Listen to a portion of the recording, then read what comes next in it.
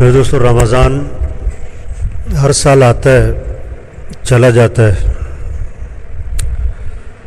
فائدہ کتنا اٹھایا اس رمضان سے،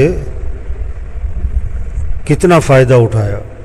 نہر میں پانی ہوتا ہے، ہر آدمی کتنا پانی لیتا ہے جتنا اس کا برتن ہوتا ہے. تو جس کو تھوڑا پانی ملا اس کی وجہ یہ نہیں کہ پانی تھوڑا تھا نہر میں، بلکہ برتن چھوٹا تھا. اپنی اپنی طلب، اپنی اپنی محنت، اپنی اپنی کوشش کے اعتبار سے آدمی رمضان سے فائدہ اٹھاتا ہے.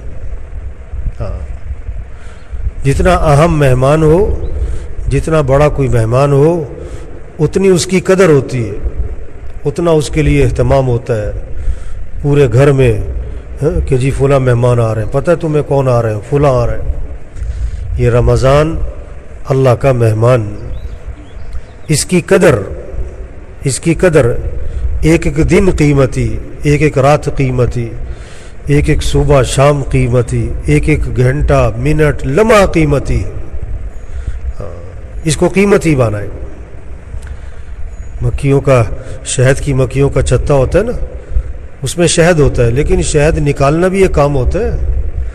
ہر آدمی نہیں شہد نکال لیتا، کسی کو مکھی پکڑ لیتی. یہ بہت قیمتی مہینہ ہے، بہت برکت والا، رحمت والا، مغفرت والا، اعمال والا.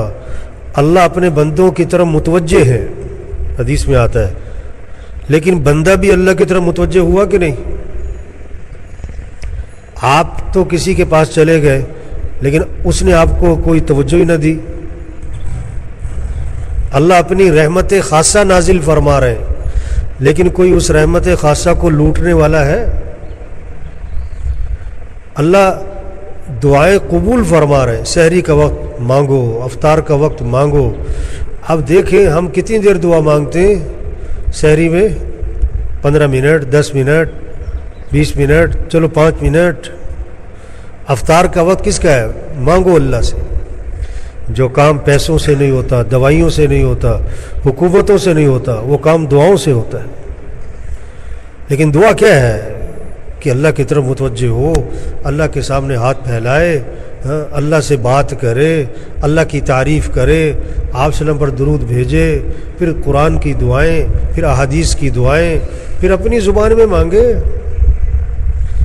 اب افطار میں آپ کے گھر میں کتنی دیر دعا کی فضا بنتی ہے؟ سحری میں کتنی دیر دعا مانگتے ہیں؟ کتنے نفل پڑھے؟ ساری رات جاگ کر بھی لوگ 2 نفل نہیں پڑھ رہے. اس سے فائدہ اٹھائیں. رمضان ہے، آیا اور جا رہا ہے. 1 روزہ ہو گیا کہ 2 ہو گئے کہ 3 ہو گئے کہ 4 ہو گئے کہ 15 روزے ہو گئے. اسی طرح کیا کہیں گے کہ رمضان کیا ہو گیا؟ ختم ہو گیا. اللہ پاک نے قرآن پاک میں رمضان کے بارے میں ایک جملہ بولا، ایام معدودات. یہ چند گنتی کے دن ہیں، یہ گنے چنے سے دن ہیں، تھوڑے سے.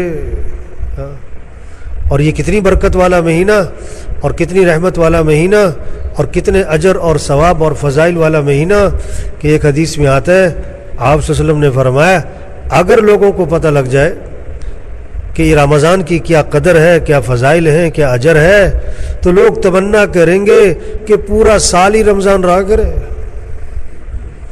یہ ایسا برکت والا مہینہ، فرض کا ثواب 70 گنا بڑھ گیا، نفل کا ثواب فرض کے برابر ہو گیا.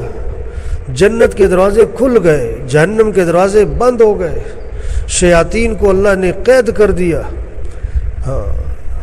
اس رمضان سے فائدہ اٹھائیں. نمازوں کا اہتمام، روزوں کا اہتمام، تراویح کا اہتمام. کتنا بڑا طبقہ ہے وہ رمضان میں بھی